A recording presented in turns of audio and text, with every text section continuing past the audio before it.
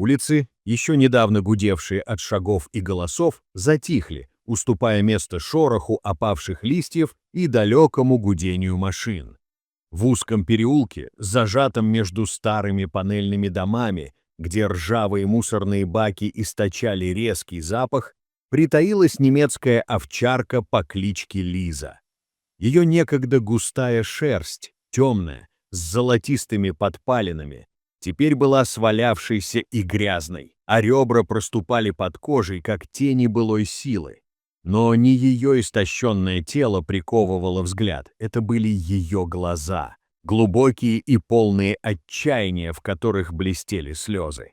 Лиза лежала на старом куске картона, прижавшись к холодной стене. Рядом в импровизированном гнезде из тряпок и листьев пищали 6 крошечных щенков. Их тельца, покрытые редкой шерстью, дрожали от холода, а слабые голоса, полные голода, едва долетали до края переулка. Лиза смотрела на них с бесконечной любовью, но ее взгляд был омрачен страхом. Она знала, что ее молоко почти иссякло, а силы таяли с каждым днем. Ее щенки, ее маленькие сокровища были на грани жизни и смерти. Каждый раз, когда шаги прохожих раздавались в переулке, Лиза поднимала голову. Она не лаяла, не рычала. Она умоляла. Ее глаза, подернутые дымкой усталости, следили за каждым человеком, проходившим мимо. Она тихо поскуливала, ее голос дрожал, как осенний лист на ветру, но люди отводили взгляд. Кто-то ускорял шаг, кто-то брезгливо морщился, видя грязную собаку и ее щенков. «Бездомные», — шептались они, спеша уйти. Лиза не понимала их слов, но чувствовала их равнодушие. И каждый отказ вонзался в ее сердце, как острая игла. Она не всегда была такой. Когда-то Лиза жила в доме, где теплые руки гладили ее шерсть, а миска всегда была полна. Но хозяин исчез. Может, умер, может, бросил ее. И Лиза оказалась на улице, беременная, с ношей, которую она поклялась защищать. Она научилась прятаться от дождя под козырьками, выискивать объедки в мусоре, избегать агрессивных бродячих псов.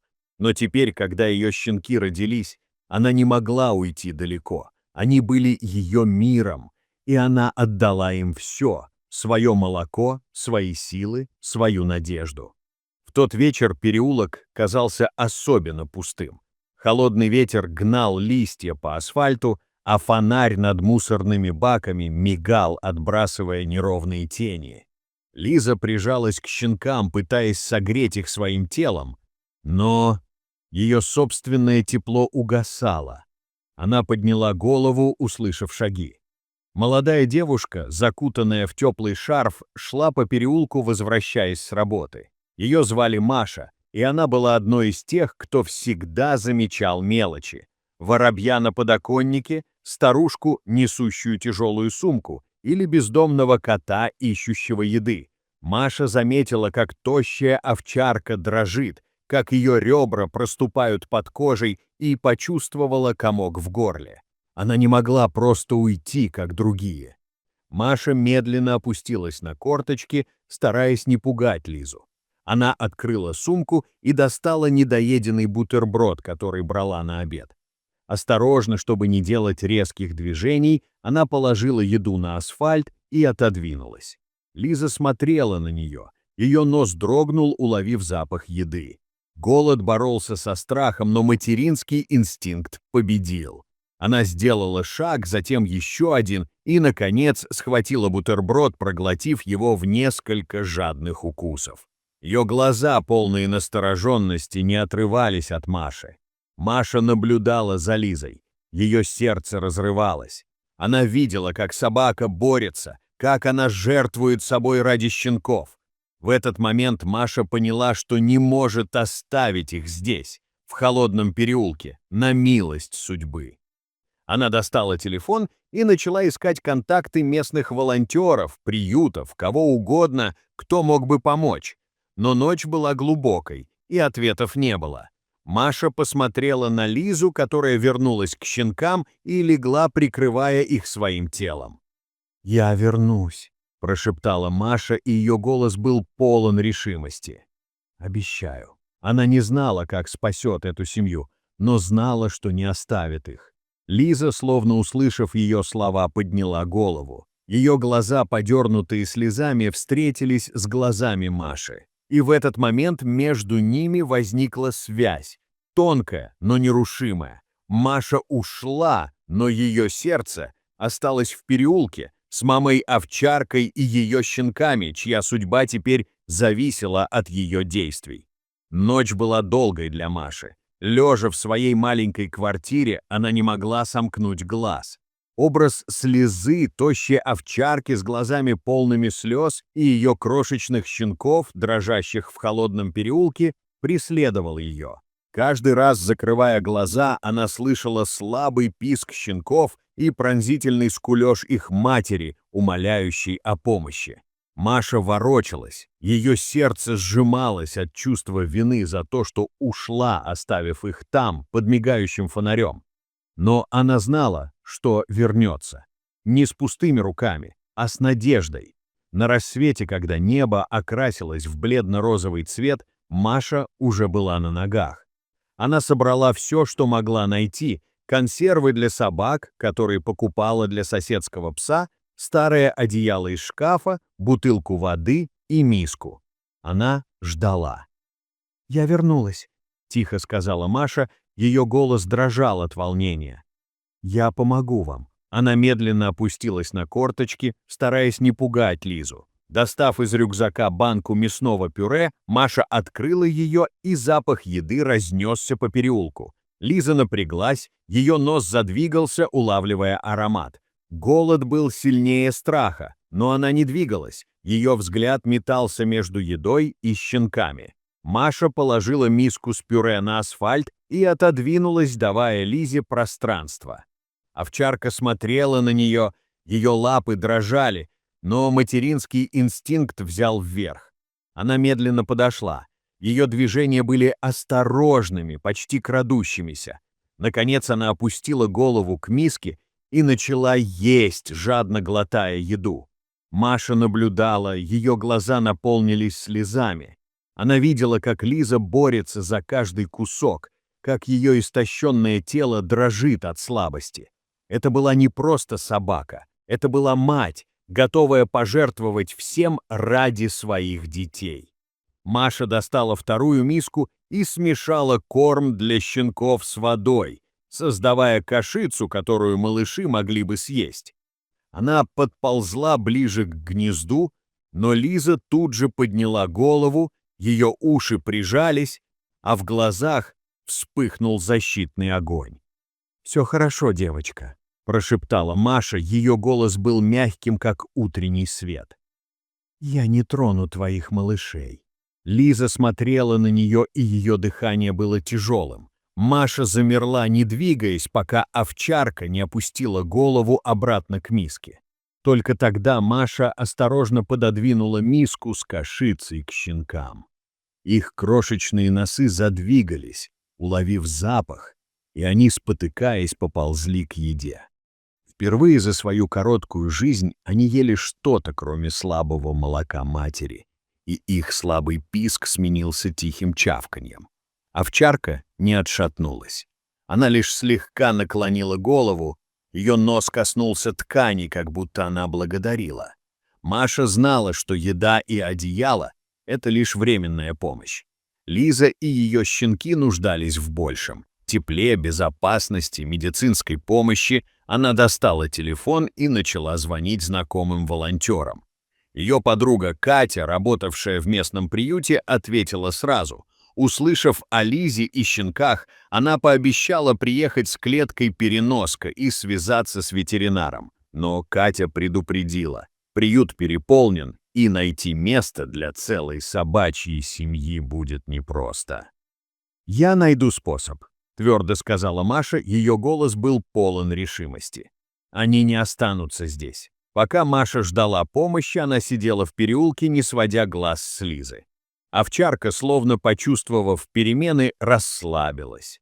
Она легла ближе к щенкам, ее дыхание стало ровнее, а глаза, все еще полные тревоги, теперь смотрели на Машу с осторожным доверием. Маша протянула руку, не касаясь Лизы, и тихо заговорила. «Ты сильная девочка. Ты сделала все, чтобы их защитить. Теперь я с тобой». Лиза наклонила голову, ее уши дрогнули, как будто она понимала. В этот момент Маша почувствовала связь. Не просто между человеком и собакой, а между двумя сердцами, объединенными одной целью. Она знала, что это только начало, но впервые за ночь ее душа наполнилась надеждой. Лиза и ее щенки были не одни, и Маша была готова бороться за них, чего бы это ни стоило. Когда вдалеке послышался шум машины Кати, Маша посмотрела на Лизу и улыбнулась сквозь слезы. «Все будет хорошо», — прошептала она. «Я обещаю».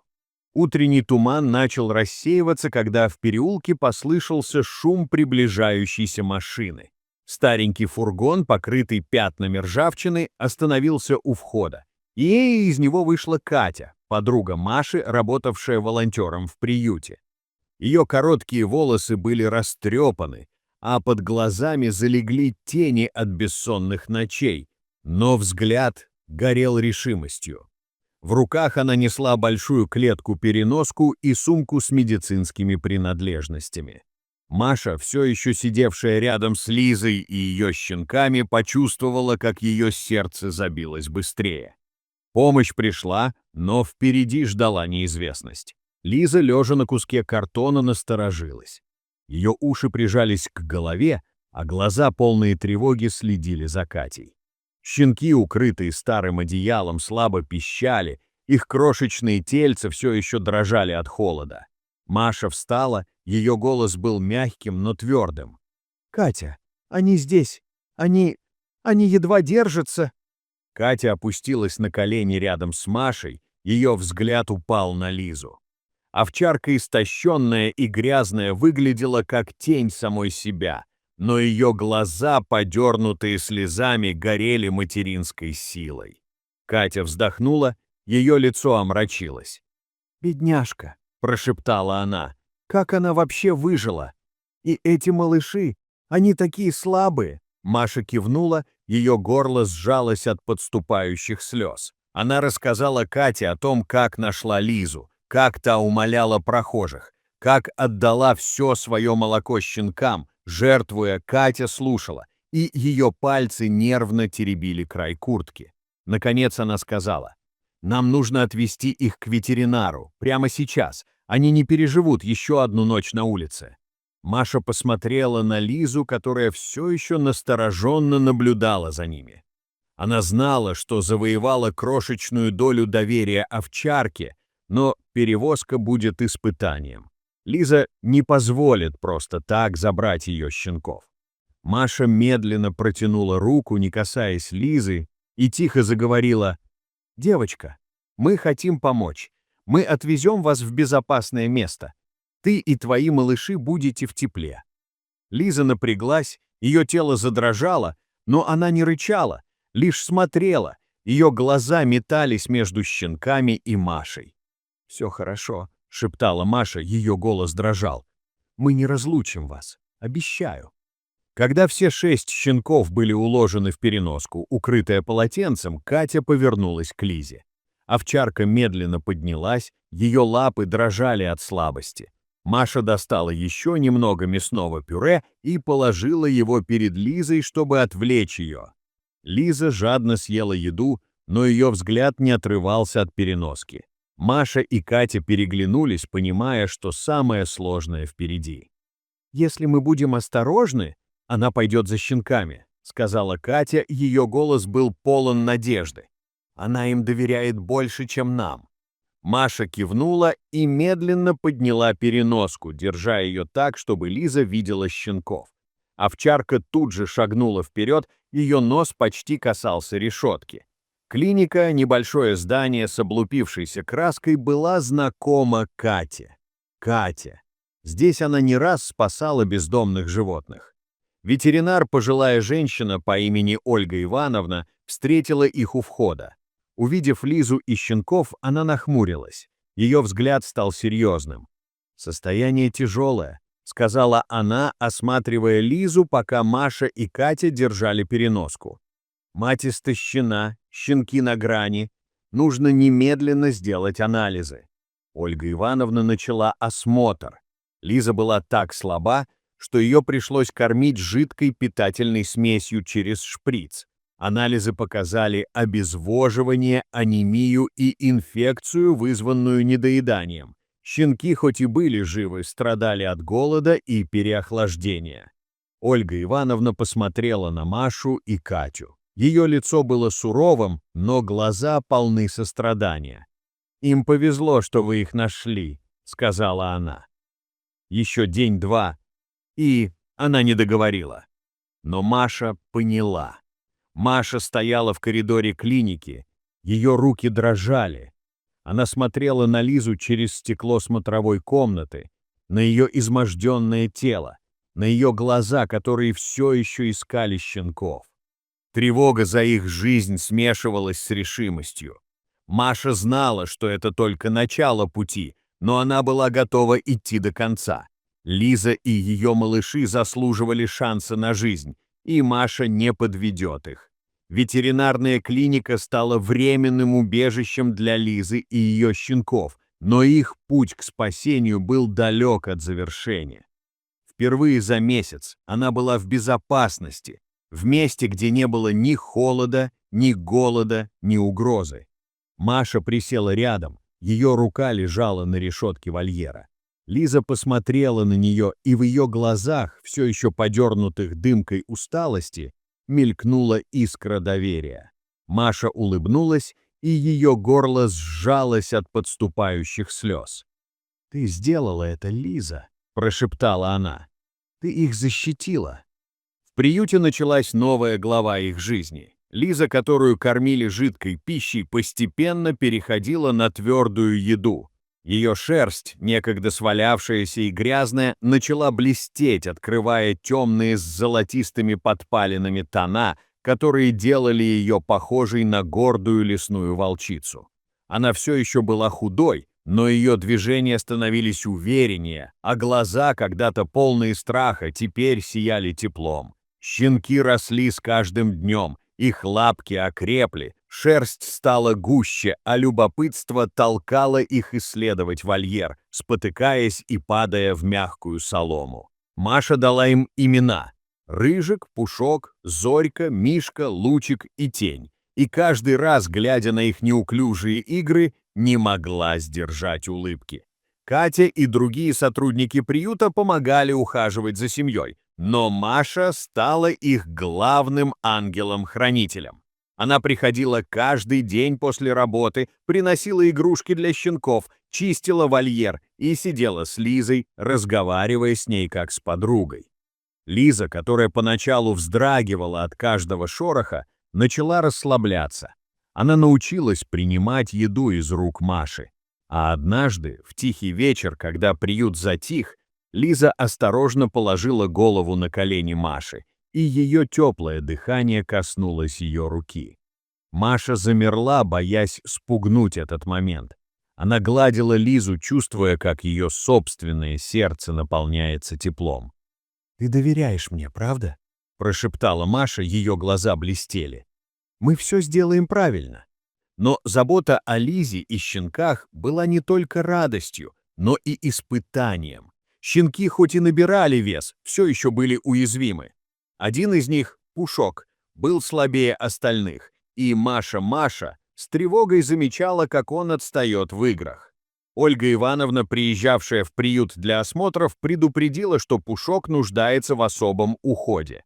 Лиза, словно чувствуя это, не отходила от него, вылизывая его чаще, чем других, и прикрывая своим телом. Маша и Катя разработали план.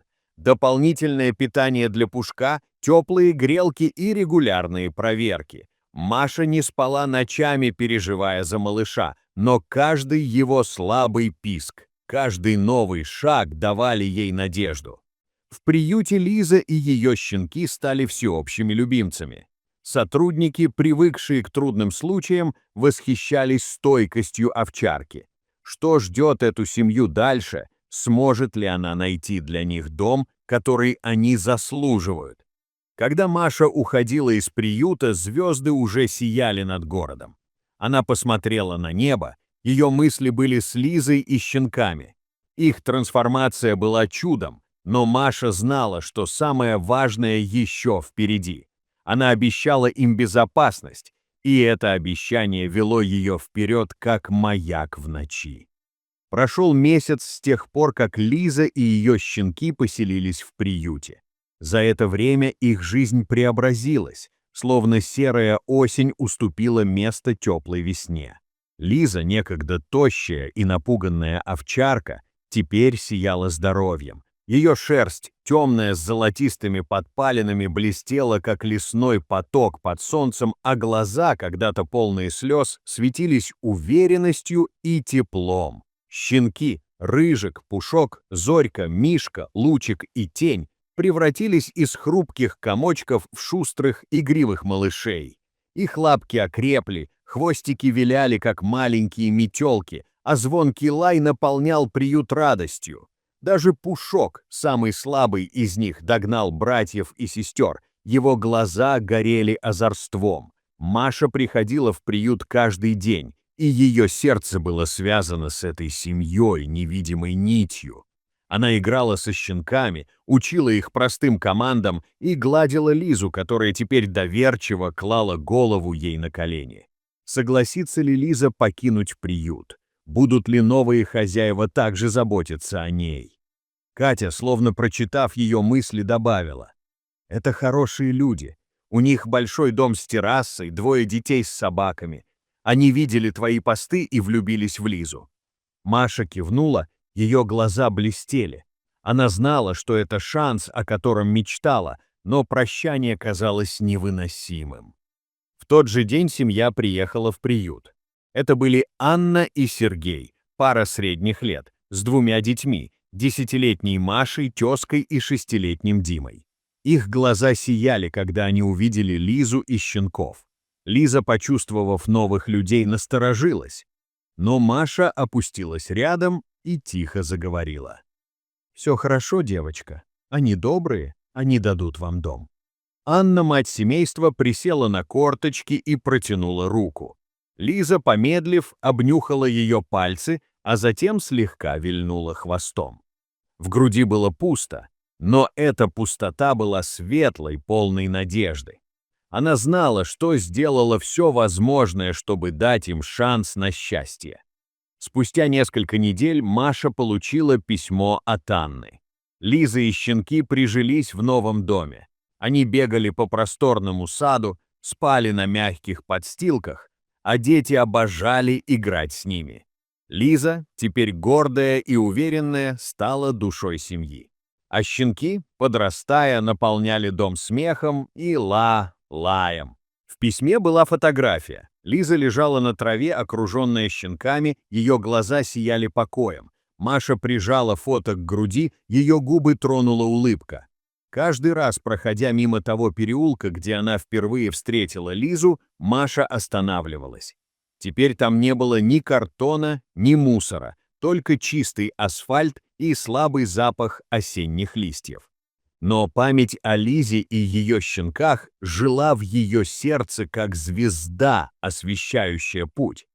Эта история научила Машу, что даже в самые темные времена один поступок, одно сердце, полное сострадания, может изменить все. Маша продолжала работать с приютом, помогая другим животным, но ее преданность выходила за рамки обычной заботы. Она была полна решимости менять жизни, одно животное за раз, и каждый раз, когда ей было тяжело, она вспоминала Лизу и ее щенков. Напоминание, что ни один акт доброты не бывает слишком мал. Их история стала маяком надежды не только для Маши, но и для всех в приюте, кто ее слышал. Это было свидетельство силы любви и упорства, наследие, которое будет жить в сердцах всех, кто знал их. Маша знала, что впереди еще много животных, нуждающихся в ее помощи, но история Лизы и ее щенков дала ей силы.